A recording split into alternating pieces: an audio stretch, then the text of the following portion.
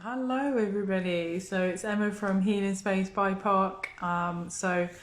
Hopefully Diane is going to be able to join me live. She's been having some technical difficulties, so hopefully she will see the request to join me. So yay! Okay, so I'm going to add Diane to the video. Let's see. Oh, is it gonna work? Oh, yeah. Right. Oh, yeah. I think it worked. Hello, hiya. Hey, I think it worked.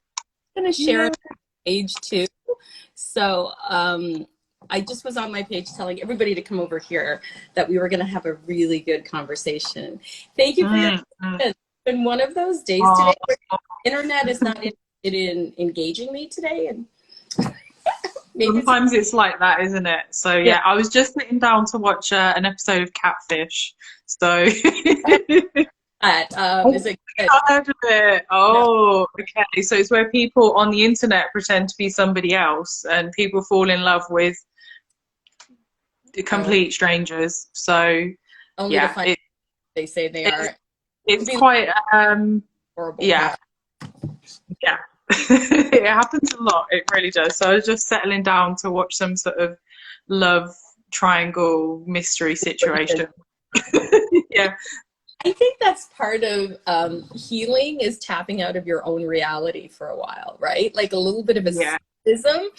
yeah. Not people know this about me, but I tend to read romance novels as my piece of escapism.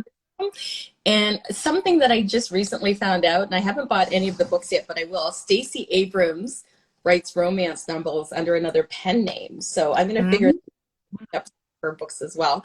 But that's my form of escapism, as well as TMZ and Hmm. watching Dr. Pimple Popper on YouTube. I don't know, things that just are right, gross and Oh just yeah, I can't deal with things like that. Yeah, that's a bit too much for me.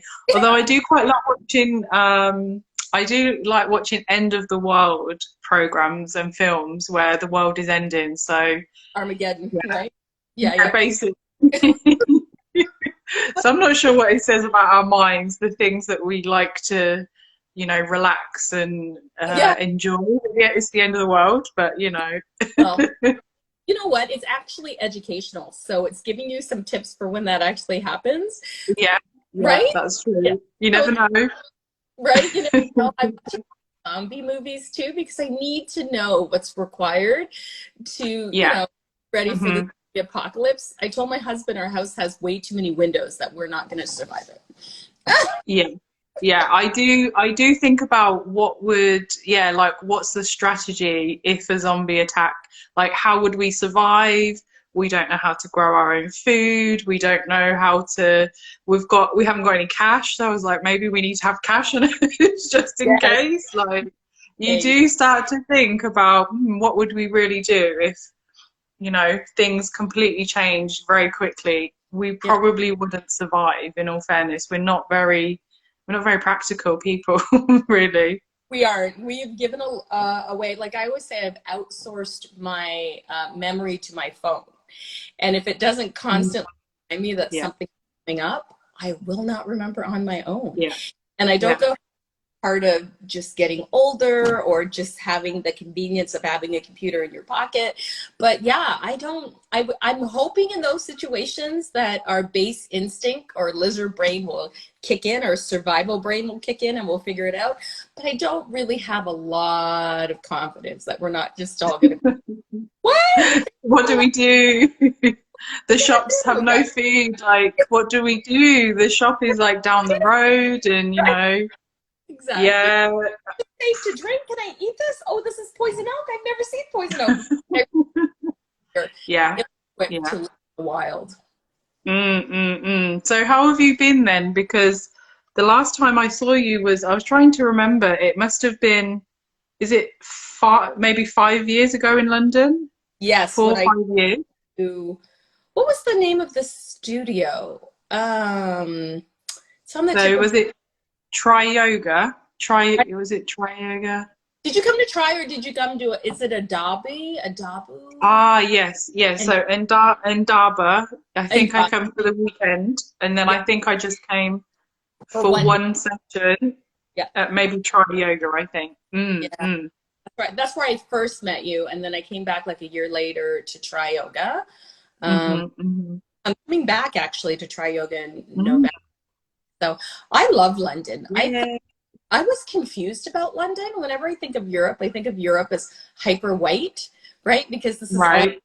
see of Europe on on Mm-hmm. television. It's kind of like when I went to university and my roommate was from Nigeria, I believe. I think she was from Nigeria, Mm. and maybe it was Cameroon, but she was from the continent, and she was like, "Oh, Africa," and all I envisioned was what I saw on TV of Mm-hmm. people Mm-hmm. living in the bush, and she's like, "I'm tired Yeah. of explaining to people that Mm-hmm. Mm-hmm. countries in Africa have metropolitan cities with skyscrapers and Yeah. computers. Mm-hmm. Mm-hmm. That's the only thing we're exposed to, so that's what we believe to be Yeah. true." And that's just Mm-hmm. the Mm-hmm. way that media and, dare I say, the dominant culture keeps us thinking one way, right? Mm-hmm. Mm-hmm. Yeah. So, London is very diverse, very, very diverse. Although if you go to other areas in the UK, it's probably how you imagine it on TV, but London's almost like its own. I think it's like 45% non-white in London, so it's oh, yeah. I think it's it was. and there's maybe yeah, yeah. It's yeah. I can imagine you're like, wow, these are English people. I found it shocking, and I had the same experience when I went to France. I was in a little city Mm, called Bordeaux, and I was mm-hmm, confused because lots of mm, things I noticed, just lots of yeah, everything, and I'm like, yeah, okay, travel more to have a better perspective of what the rest of the world looks like. I'm only mm-hmm, seeing, English sitcoms or English soap operas mm-hmm, that tend to be, and I use the term hyper white in that mm-hmm, it focuses on white folks, and then everybody in the background is white as well, like which yeah, wouldn't yeah, which wouldn't happen ordinarily. So if you were filming something in Toronto per se, like Toronto is like mm-hmm, in that I believe it's 55% of or 45% of Toronto are or 55% of Toronto are non-white folks. So you're right, okay, yeah, mm-hmm, very, very diverse then. on it. Mm-hmm. I think the top three most diverse cities in the world, and you Wow.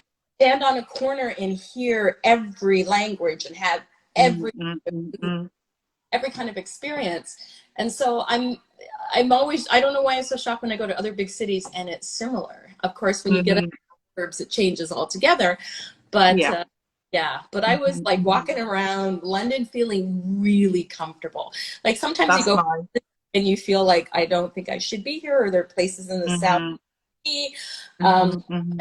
I went to London, it blew my mind, and I just like I really loved walking around the super cosmopolitan city and Mm-hmm. taking in all the things I've ever seen on TV. I went into Harrods Yeah. and you know Yeah. on TV, right? So Yeah, yeah, you have to do that, don't you? yeah, When you're visiting and a tourist, you have that vision in your mind, and yeah, you feel like you need to fulfill yeah, what you came here to do and see, like Big Ben or whatever it right. is. Here's the London Bridge. Here's Big Ben. Here's that open air market with the statue of Amy Winehouse. Like all those things that Oh, I okay, yeah. I haven't hear. even seen that. I haven't visited that, so I need to do that. Yeah, I need to. I Mm, mm, mm, need to do for the gram, right? So mm, mm, mm.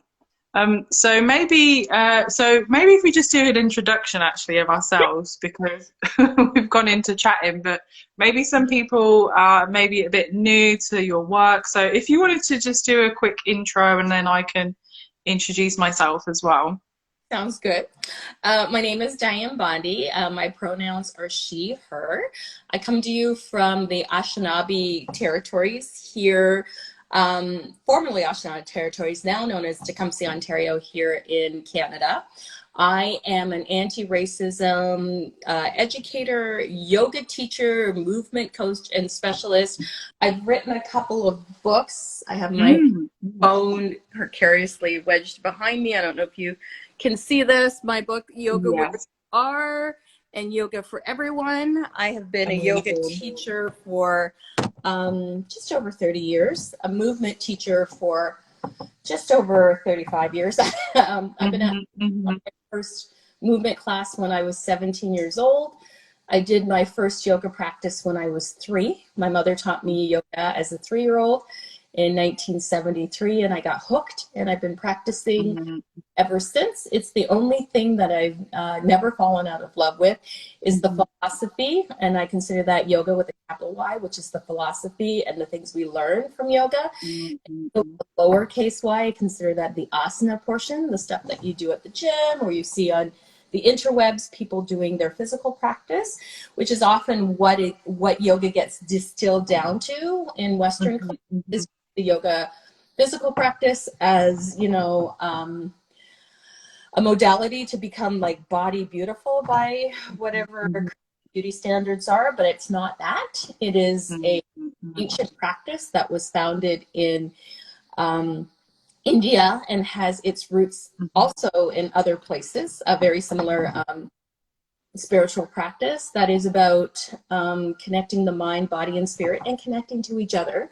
So I align yoga practice with social justice and restorative justice, primarily for folks of color, but for anybody who wants to be an advocate or an ally or a co-conspirator, I'm here for that too. So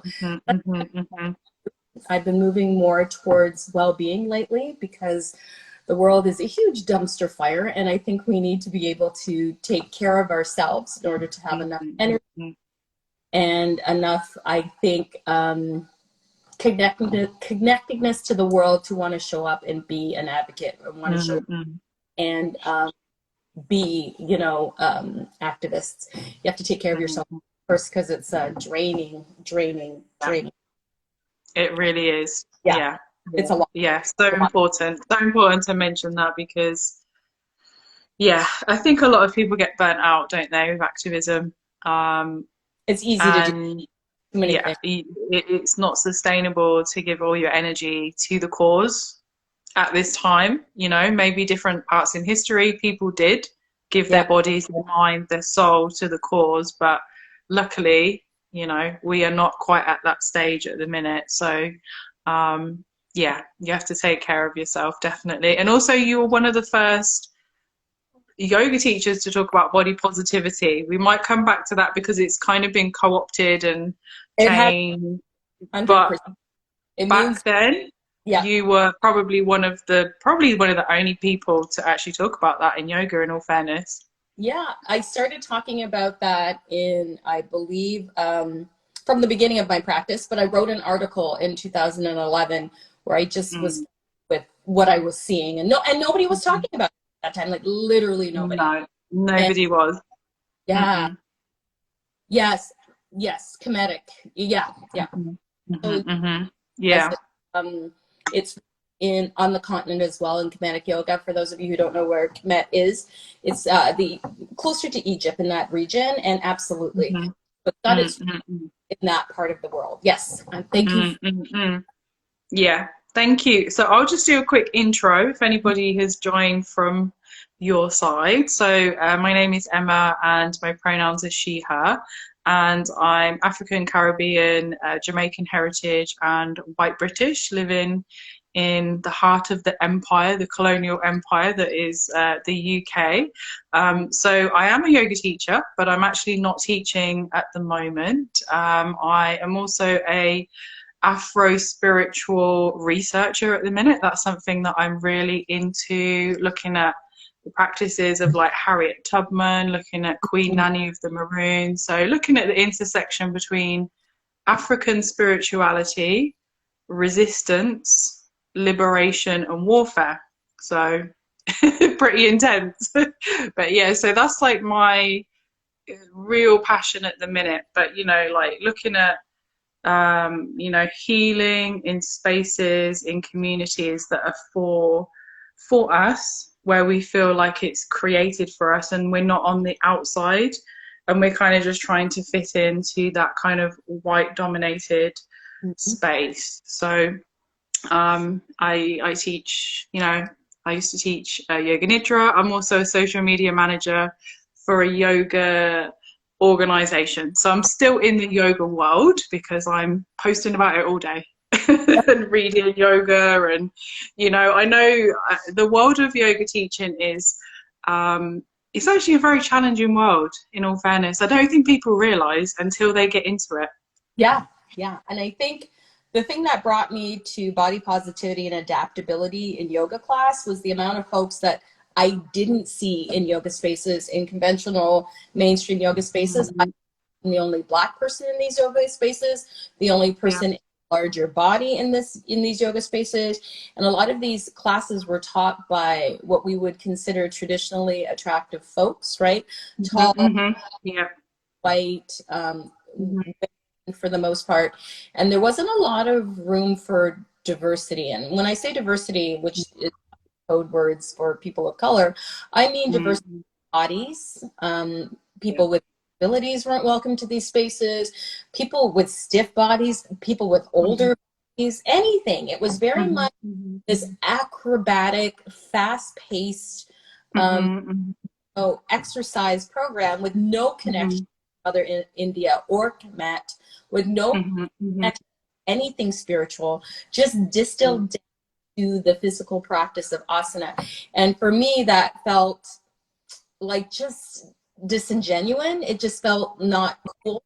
And I spent a lot of time in the back of the class trying to figure out, A, how I was going to keep up with this, B, what did this really mean? Because I learned yoga from my mom. My mother, I'm from background, my folks are from Barbados. I'm Bajan.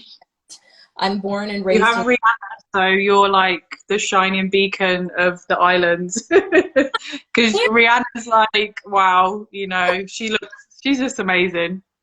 She's like, yeah. And so I just was thinking to myself, forever I had practiced with my mother in our house, so I wasn't into a commercial that I was going to be stared at or questioned or move their mats away from me, or I wasn't going to be able to, use a wall for, say, a headstand if that's what I was doing. I mean, nothing against people doing fast, acrobatic, physical yoga. I have nothing against that. And I've been known to do a class or two of that myself, which can be fun, but I just don't want that to be the focus in the center, right? It's something much, much more than that. And we need to give everybody in yoga spaces fit, the rich, the young, the thin, the flexible, the white. Do you feel that, so obviously, there's a lot happened in the last 2 years. So we've had COVID, but we also had Black Lives Matters, which was about 2 years ago now, isn't it? So people have which lost, was it was a big shift, wasn't it? It was a lot. But do you see that there was that sustainability of any, like, the promises from people that they were going to be really, we're going to change, we're going to do all this stuff? Say no one, but I would say there's a bigger group of people who are now interested in this, and they reach out to me, whatnot, but not enough in my opinion. So Black Lives Matter and that whole situation that happened in 2020 with the death of George Floyd was a call for a lot of folks. And people got what I call a bandwagon of work the rest of us were always doing, because we had no choices as Black and folks.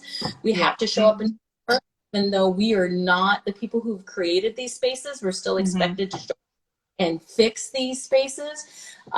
So saw a surge in that. I saw a surge in followers on my Instagram. I would go through and delete my messages because I would have hundreds of messages from people asking me all kinds of questions. A great way to get your message deleted from my inbox is if you roll into my inbox and say, "Can I pick your brain?" The answer is no. So if you want a consult, I can do that for you, but picking my brain loud. especially if you are from the dominant culture and would be willing to pay a person that looks Mm-hmm. to educate you, but are not willing to pay me because Yeah. you feel entitled to my knowledge because of my skin tone. Mm-hmm. Yeah. But I saw enough of the yoga community take note and try to make some changes, but overarchingly all, not so much. Mm-hmm. What I've also found is a lot of people within the yoga space have dived into like this conspiracy theory, QAnon Right. had a rise and all that kind of strange Mm-hmm. nonsense. Yeah. But it hasn't been sustainable. Like everything, one of my favorite shows in the world is Pose, and one of the Mm-hmm. characters in Pose said, white people like to visit, but they never move in. So it's interesting that they dabble in things for a while, for as long as it's cool and interesting, Mm-hmm. Mm-hmm. to revert back to old norms when the media is not, elevated. Mm-hmm. Because I knew there was going to be a backlash the other way, and we've seen that with the Yeah. rise of the alt-right, because the Mm-hmm. pendulum is all the way to It one. really has, it has swung very So, dramatically, hasn't it? Yeah.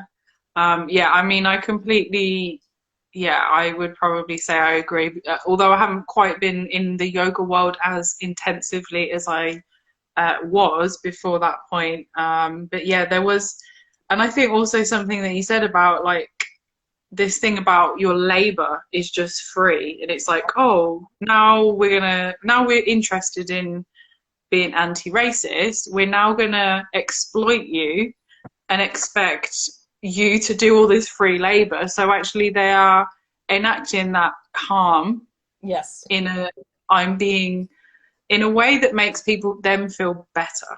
But totally. actually harming you and like, oh, but why I'm not doing anything wrong, I'm just asking for help. This is legitimate, but it's the same No. people are acting in the same way, aren't they? And they're not there's not that critical, actually we really want to change. Is Yes. there a Yeah, question in there from you said I saw a lot of yoga folks skip over the self-reflection, swadhyaya, right? Self-study, mm, and straight to trying to fix the problem, which is the problem, no self-reflection, which causes more mhm, trauma in marginalized communities. I have to agree yeah, 100%. And yeah, I, a lot in during Black History Month as well. There's a lot of pressure put on us as Black folks, whether we are educators or not, to educate our work mm, in the world about Black history. mhm, Like, it all of a mm, sudden, I don't want to be anti-racist. What Black person do I know? Oh, I know this Black person. Here, come and do a presentation at my mm, work. mm, Don't really have the funds to pay you because, mhm, whatever. yeah, But this is for your own good, so you should just want to do it for free. And I think mm, left over from enslavement, that the expectation is that because we are part of that bigger conversation, we should want to do this work mm, at no cost to the people employing us, when this work mm, be traumatizing to relive these situations and think about your yeah, ancestral situations. mhm, Those of us who've chosen to step into this space, that might be different. If you've chosen to become, then you have the skills to maybe compartmentalize some of this stuff. But it always shocks the shit out of me, white people's entitlement to Black people's not only bodies first, mhm, knowledge, which I think is yeah, left over enslavement and human trafficking during the trans. mhm, mhm, That is deeply attached to their DNA, right? Like they'll say mhm, Black folks and people of color have generational trauma from that time that's going to take seven mhm, to clear, and we're only 2 generations out. Just yeah, so we're only 2 generations out. White folks must have that same generational trauma for inflicting mhm, suffering on another group of yeah, people, and they never definitely. for that. I'm, Mhm, mhm, I'm just saying. mm, yeah, and I think I saw this like quote saying that the transatlantic slave trade is white history. It's actually not Black history, and that's the issue. That it's actually it's almost like there's no responsibility of like actually no, my ancestors did this to you. You didn't choose to do this to yourselves. And it wasn't like, oh, okay, yeah, this is fine. But it's actually that it's always focus of like, oh, it's a black thing. It's about you. But it's like, actually, no, it's really, there was no agency at all. There was no autonomy. So yeah, I think it's a big shift, isn't it? A big shift for people to understand the real history, because I think actually part of things that I've been doing is actually learning, like, what is the real history? What do people know? What do people not know? Usually people don't know a lot, actually. It's And, true. you know, yeah, It's frightening. I think yeah, Roma loves yoga. Hey, Roma. I think we were all in the same training together at Indabu. There is no ownership. Yeah, there is no ownership 100% because we just say the transatlantic slave trade as if it was just a thing that occurred, right? It's just a thing that yeah. occurred. It just Nobody, happened. It was like, oh, okay. But yeah, it was, and so then there's no ownership of that. There's no accountability to that. It's the mhm. same say violence against women or gender violence. We never say who's perpetrating the violence. We just randomly say violence It's against something that just happens. women. Yeah. Yeah. Because Hmm, there's hmm. no ownership for that. And until there's ownership for the transatlantic slave trade as part of white history, Hmm, recognition, hmm. we are never going to get to where we need to be. Mm-mm. I think there is, I think there's shifts happening in the Caribbean though, because I No, am seeing that, they obviously Barbados, we were the the Queen is not the head of the state, but also I've seen that there's been quite a few statues of slave owners that have been coming down. I think it was in Martinique, Puerto Rico. So I think there is this movement of like, the royal family, who still are technically the head of, a lot of countries. They're British. actually Yeah. the empire. There is this movement of like actually protesting and saying we do not want you here, and I think that's really important and really good, because this is starting that thing of education where people are questioning and saying, well, why Mm-hmm. is it that people in Jamaica, in Ghana, in many different countries, they're still learning about the Queen? Why are they learning about the Queen of England, Yes, but they are not learning about the history in their own country? exactly. Which is still a thing. I was listening to an interview the other day, and he was Ghanaian, and he said he learned all about the royals, all about the kings, the queens, and he said not once in his education did he learn that the slave dungeons were in his country. He did not learn that once. And there's a lot of them. They're very big, but it's almost like that complete erasure of like reality, completely. But then that's part of colonization. It's the whitewashing of education, and colonization is the mind, isn't it? It is. And Um, a lot of us so still colonized states. And yes, Roma, they're the OG colonized. Oh, absolutely. OG, yeah, they are Yeah. the original and the biggest. They really are. And the people who gain the most from it, like Oh, Barbados, yeah, is the biggest reasons England is as rich as it is, right? yeah. Because Hmm, enslaved Africans worked the sugar cane and all that money went back to Europe. And yeah. the indigenous culture that lived on the island no longer exists. Mm, That whole mm, group mm, of people were completely wiped out. And mm, so, I have a tiny bit of that DNA from my grandmother's side, but it was mm, completely obliterated. And nobody ever wants to talk about that. And in America, in certain states in America, I'm in Canada for yeah. reference, Hmm. they're banning this kind of knowledge because they don't want young white kids to feel bad about themselves. Like, we cannot move forward.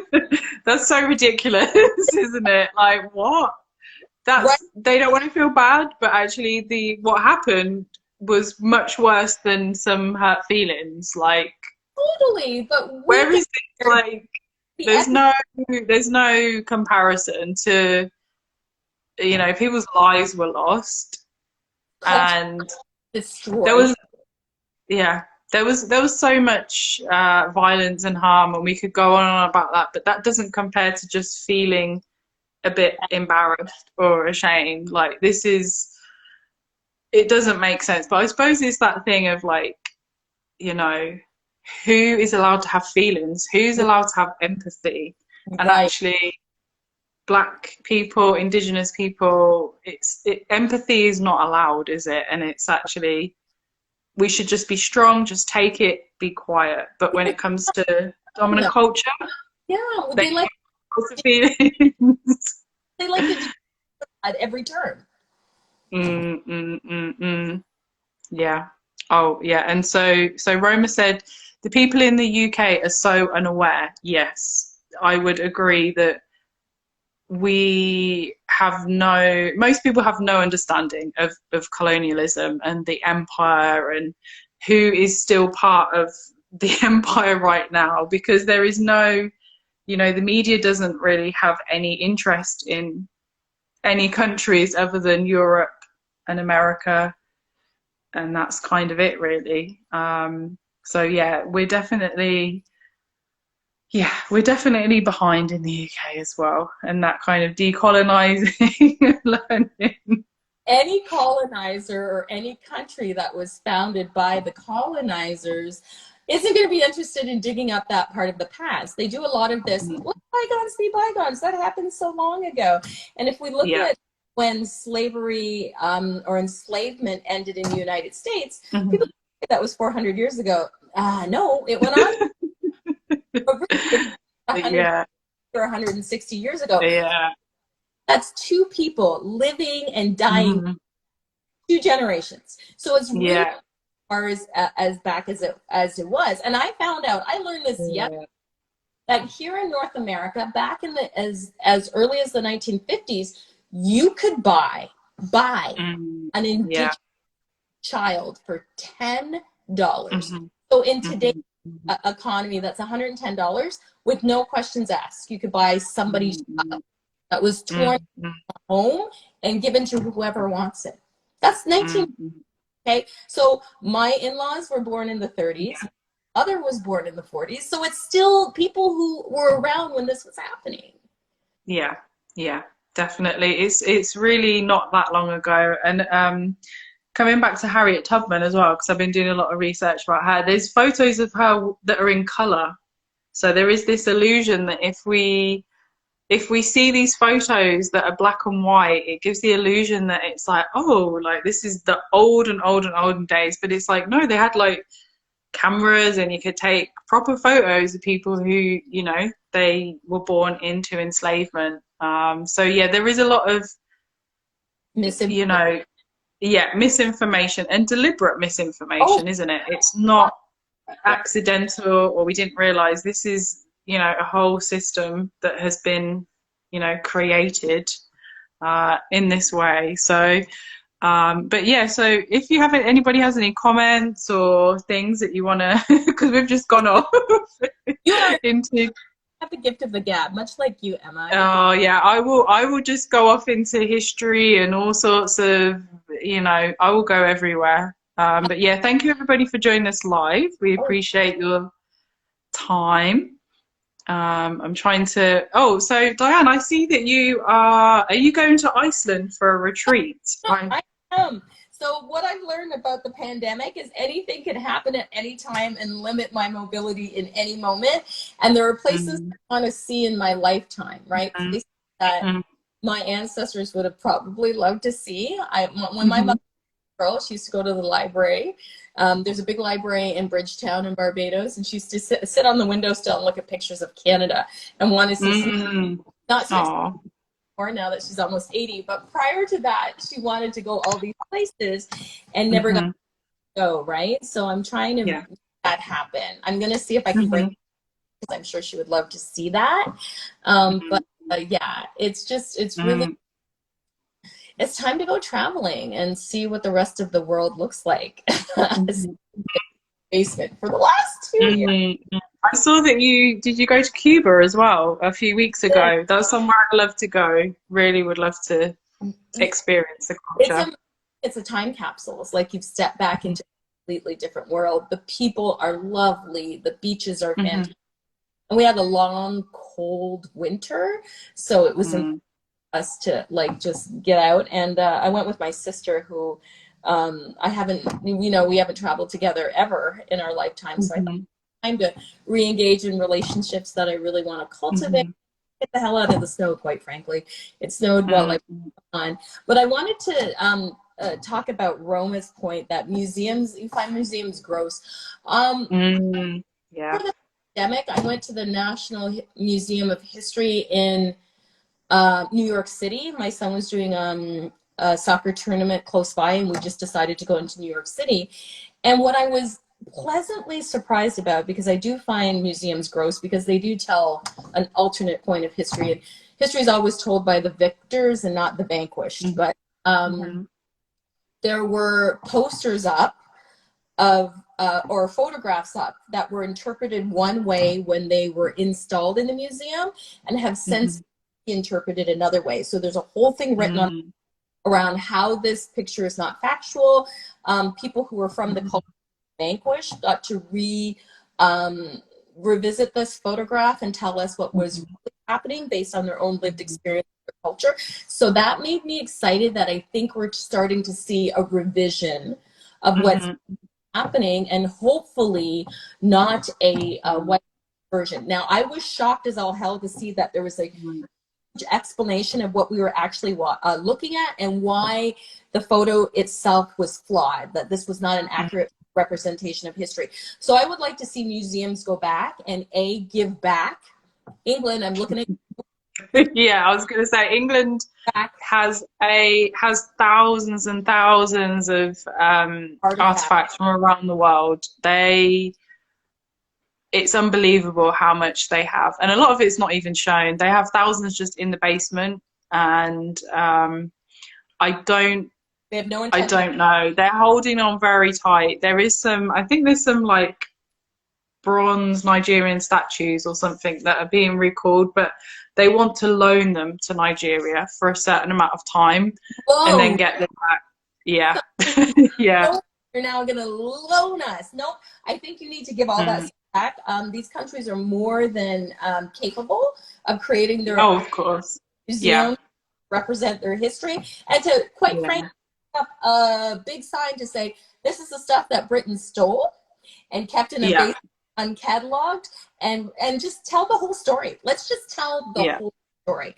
And I know Yeah. telling the story makes people uncomfortable, and people like to be like, well, that was in the past, let us forget. But it's We the truth. forget. It's No. the truth. We Yeah. can't pretend that it didn't happen because if there is no if there's no discussion about the truth, you're never going to change. It's never going to change. But I think the problem with Britain is that if everything is returned, there will be no museums. I don't know if you went to the British Museum, but there is nothing in that museum from England. I think there's like a few pots from the Iron Age or whatever, but none of it is English. So there would not be anything there. So uh, I think it's that catalyst that they're scared of. If we give back what's in the museum, then we have to give back all the diamonds that the Oh, Queen owns because she has. I don't know. I think I was reading about the Queen's crown.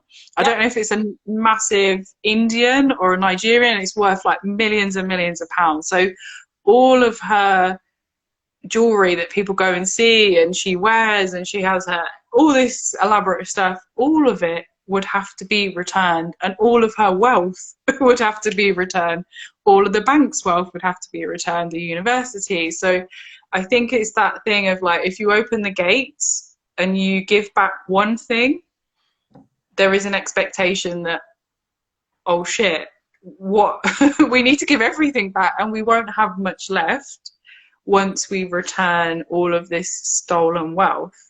So, yeah, the UK is holding on very tight Oh, yeah. to, They have no. but who knows? I did see that in Germany they've actually given, or they've agreed to reparations to, where is it? I think it's, I can't remember which country it is, but they have actually agreed to like billions of pounds. They haven't called it reparations. They've called it something different to Okay, kind of technically, right. but they have agreed, and I don't know if it's the money's actually been sent. So we may be seeing a little bit of things change slowly, don't they? They do very slowly, and I think people get caught up in the word reparations to mean Hmm. money, like a money sum, a check be written. But Yeah, reparations, in my opinion, well, the word means repair, right? yeah. Reparation, repair. And so repairing in a broader sense is taking away Hmm. the barriers that people of color have always, butted up against in the search for equity.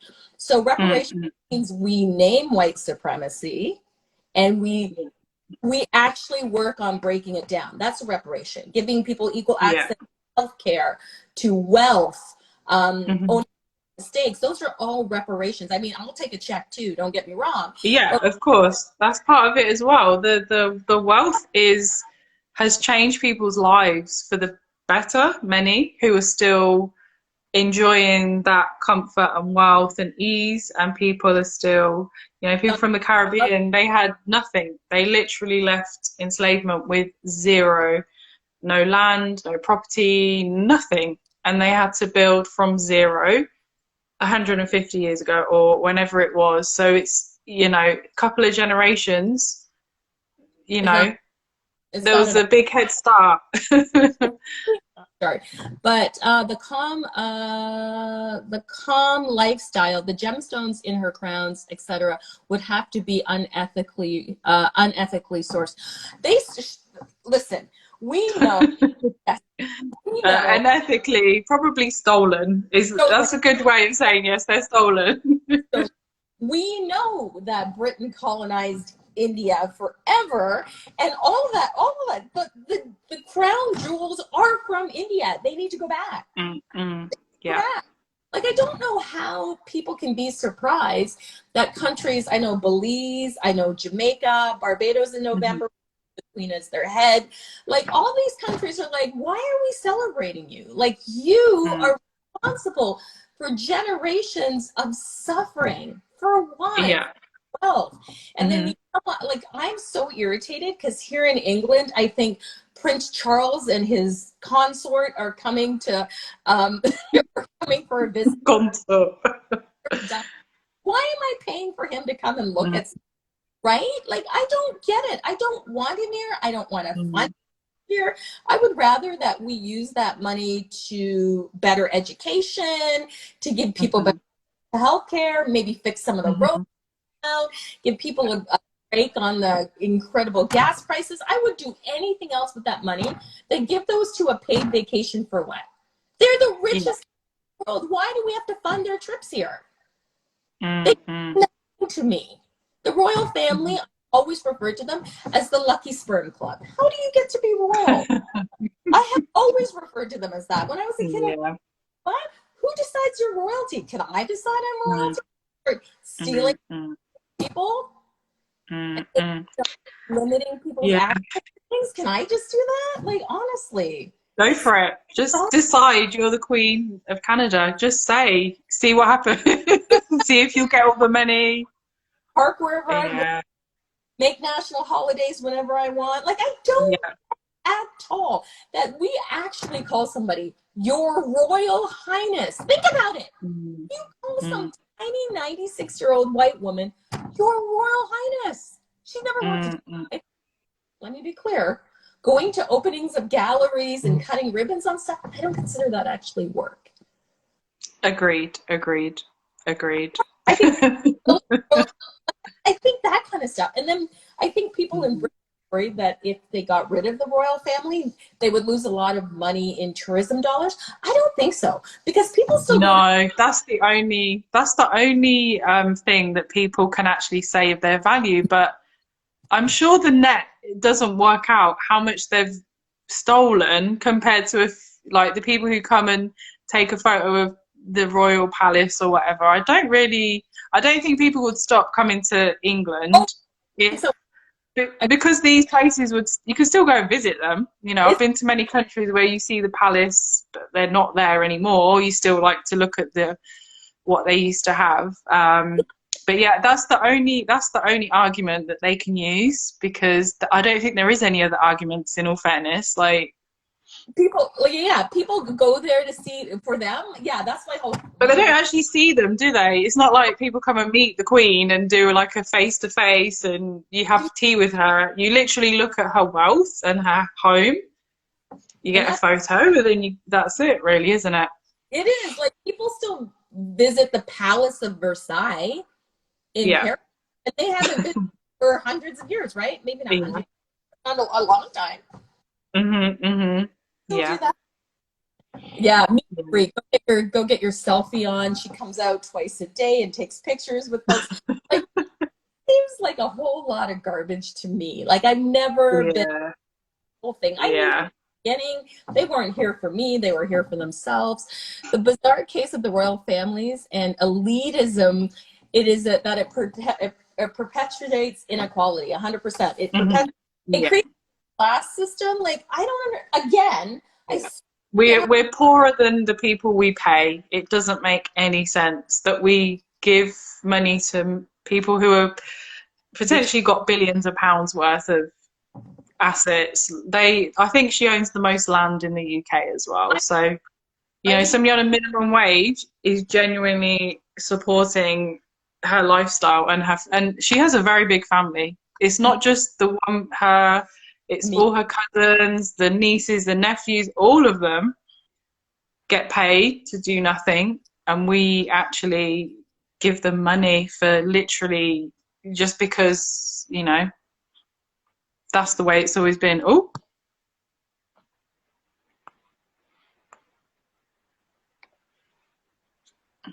have I frozen? Let me see. Oh.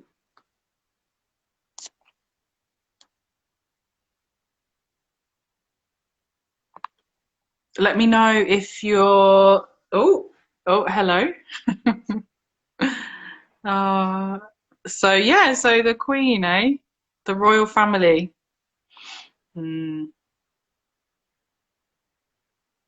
So Roma said she owns so much land. Yeah, I think she is the biggest landowner in the UK. And then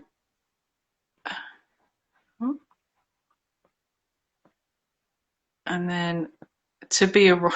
And I think also the thing is with the thing is, I was just seeing we're saying about the royal family, but also the Queen cut off to be somebody who's in charge is a responsibility. I think we don't have that culture in Western culture, as if because to be a leader doesn't mean that you have to oppress others. You can actually lead and help your people and do the right thing, do better, encourage things to be, you know, a better world. You can be a good leader and you can have power and share that power. But I suppose colonialism is not, that is not how it operates. It's oppress, hierarchy, control, you know, not questioning.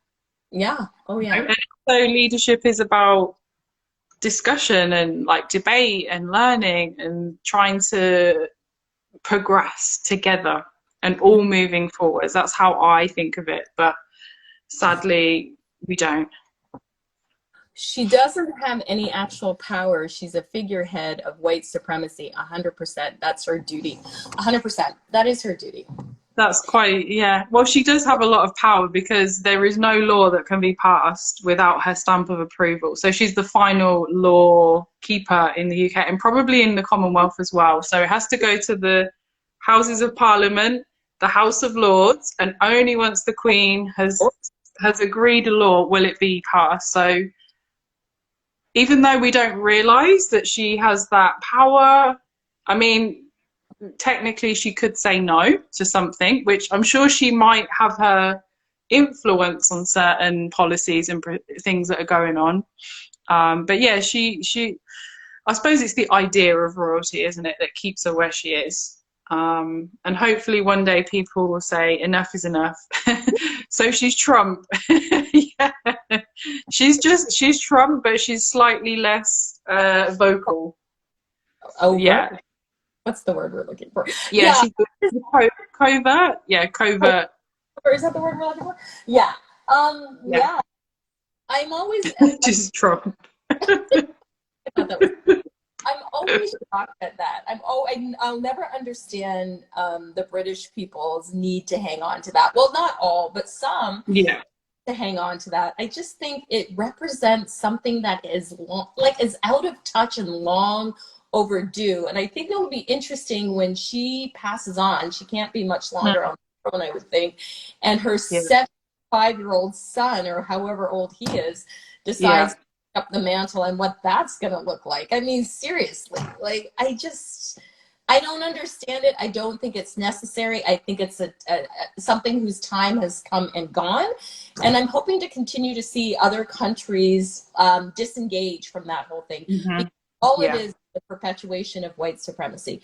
Think about it. What value does it add to anything at all? And I would love us to start to see people as people and consider what impact is on others who look different from us.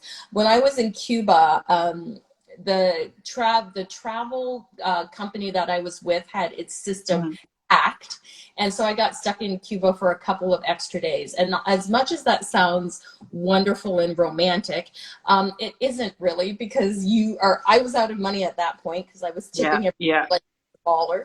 And in Cuba, it's not like when you go other places you have access to your funds. Like you could go to an ATM and take out money quite the same way. They still have the US embargo, don't they, for the last 60 years, isn't it? They're considered by America as a terrorist country, which is ridiculous, because they, participate in socialism, and they don't want American imperialism to come in there and erase the culture of Cuba. That's what I got from a tour guide who was very interested in telling us about the history, but they're not interested in being in Florida because they're only 90 off the coast of Miami. So if comes in and is given a free reign, there'll be a Starbucks everywhere, there'll be a McDonald's everywhere, and culture kind of drift into the background, right?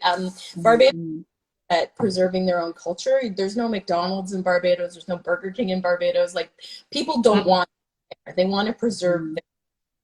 And I don't know where I was going with this story about Cuba. I had a point that I completely but I think along the lines of American. Oh, you said you got stuck there, didn't you, for a few days? But you can't get out money in a normal, because you can't use Visa. Is it because Visa's an American? They don't. A couple of places took Visa, but it's not where I need to be, right? But amazing to see a country like that. This is where I was going. Amazing to see a country that want to preserve its heritage, but then continue to be have an embargo against them from the U.S. because of the Cuban Missile Crisis that happened during the Kennedy administration. If we're clear, Kennedy was no longer the president after 1963 because he was assassinated. But I just am like, you're still going to punish Cuba for what? For wanting to be its own independent nation, wanting, it's a socialist country. I see them suffering because, of course. Others, and I see them suffering for that. But I just am like, at what point do we start to listen to other countries, find out how much we have in common with them, and support things on a global scale? I'm not interested in Russia or anything like that, but you know what I mean? Like Cuba, the Cuban people, Cuba's like 90 miles away from Miami, and to watch suffer and not have access to certain things is really, upsetting. I mean, it was beautiful, like a time capsule when you step in there. Cubans are very proud of their culture. Cubans are really kind and sweet people. They've done a wonderful job. The majority of their revenue comes from tourism, so they're struggling because we haven't been able to travel here. So if Canadians love Cuba. People have been there for years. I got to go see the Hemingway spot. Got to see how cigars are rolled. Like, it was a very cool culture. Very similar to West Indian culture or our Caribbean culture.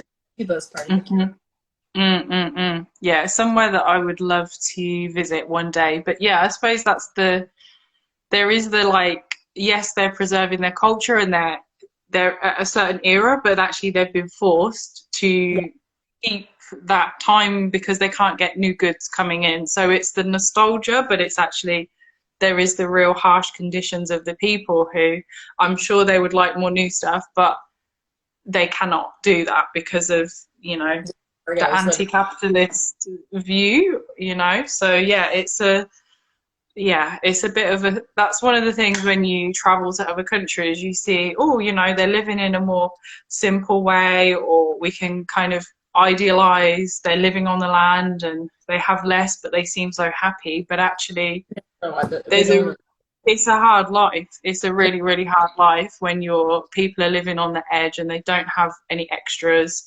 It looks nice from the outside, but then actually when you dig a little deeper into the culture, there is there is an undertone of like real difficulties. So yeah, you don't always get to see that when you travel for a short time, but then when you stay a bit longer, you're like, wow, you know, there's a consequence for this that looks, we've got this history and like, wow, this is amazing, they're so happy. It's like, are they really happy, or is it that they have to smile for tourists because that is their main source of income as well? Not to say Cuban people are not nice, and I'm sure they're friendly, but just as a, you know, we have to remember people there. I'm sure that there is some real challenges from an embargo for that many years.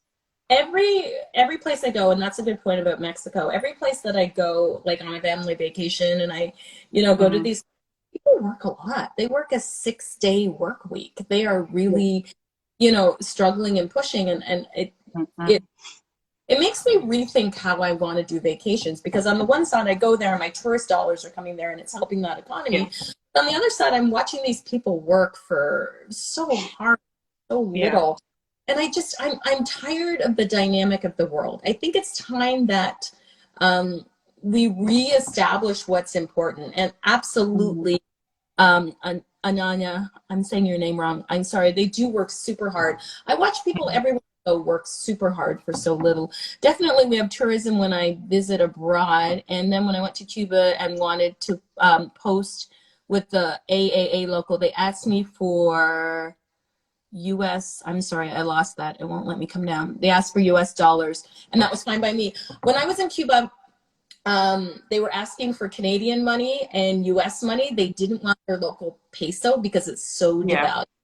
It's so so I was give them, I ran out of money day 3, which is why I was a little stressed in Cuba extra time, because it's not like I can go to the lobby and put my credit card or my card into an ATM and pull out more. But it is that we have a global ability where we go these places to know the truth of what we're stepping into. And I think it's important to, you know, visit locals if you can, to have a local person tell you the history of where they're from, to that kind of industry, right? Like we forget that we are all in this together. We are all humans living on this planet together. We are more alike. We're all interconnected, aren't we? Yeah, we need to look out for each other. We need to understand each other. And when I think about race and inclusion, Dr. Gail Parker said this, and I repeat it all the time, is that inclusion also means that white people need to include themselves in these conversations, that these conversations cannot be held by people of color, that white folks need to know what their impact is. And one of the things I was going to tell about for Cuba, people's history, bodily autonomy, and all of that needs to be respected. We can't just be stepping into people's faces.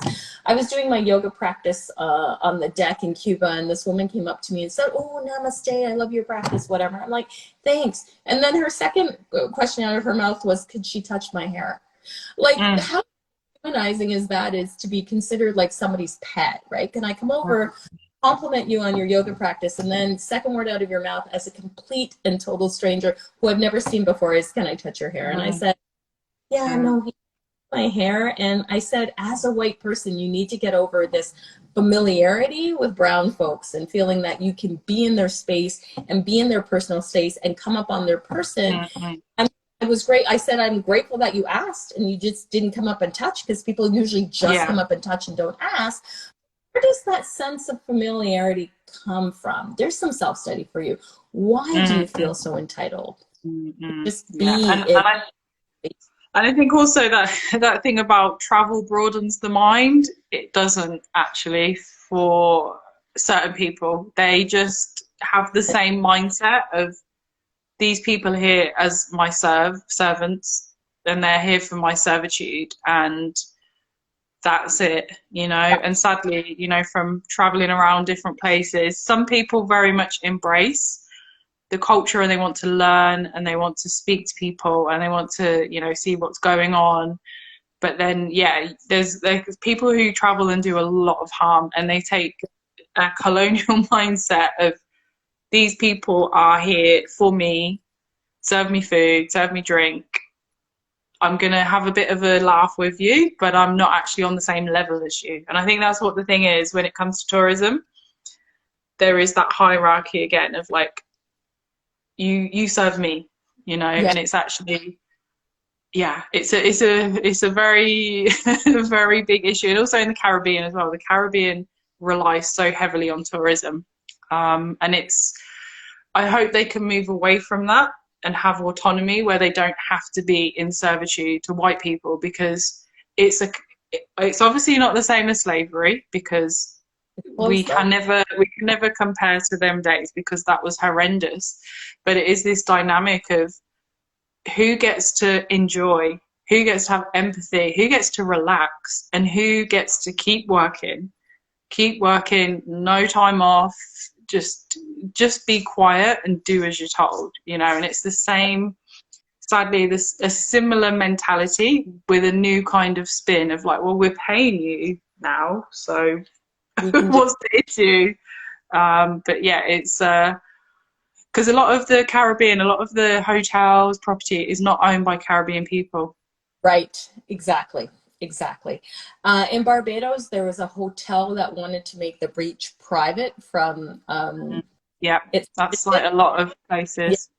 And started to build up a wall, and the Bajan people came in the middle of the night and took the wall down because you were not entitled to the beach. That's So good. all in Barbados are public property, whether there's a hotel or not.